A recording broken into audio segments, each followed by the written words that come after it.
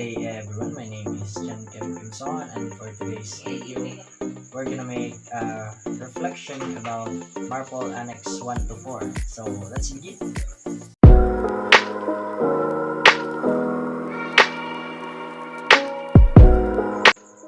So the stated goal of Marpol Annex 1, which went into force on October 2, 1983, is to protect the marine environment by completely eliminating pollution by oil and other harmful elements, and reducing the likelihood of such elements being accidentally discharged. All oil and containing fluids that can be released overboard at sea are covered under Marpol Annex 1. So this annex includes the OWS treated discharge water as well.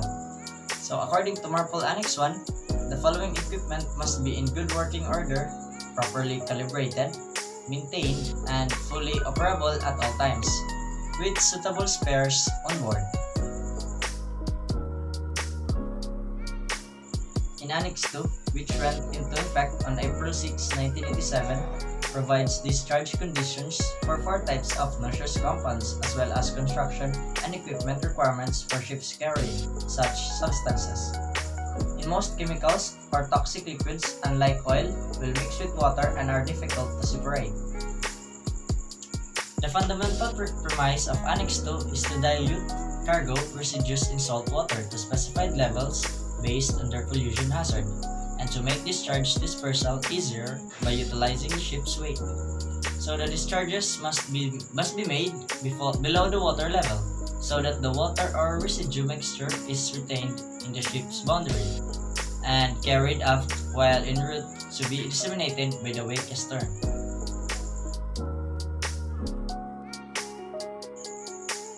Annex 3 of the Marpol Convention on the Prevention of Pollution from Harmful Substances Transported by Sea in Package Form.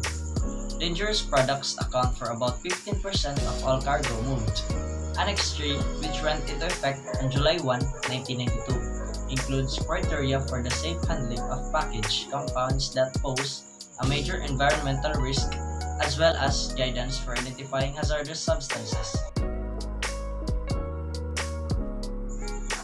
Annex 4 contains a set of regulations regarding the discharge of sewage into the sea from ships, including regulations regarding the ship's equipment and systems for the control of sewage discharge, the provision of post-reception facilities for sewage, and requirements for survey and certification.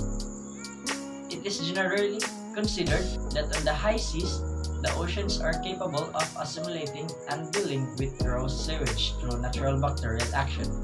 Therefore, the regulations in Annex 4 of Marpol prohibit the discharge of sewage into the sea within a specified distance from the nearest land, unless otherwise provided.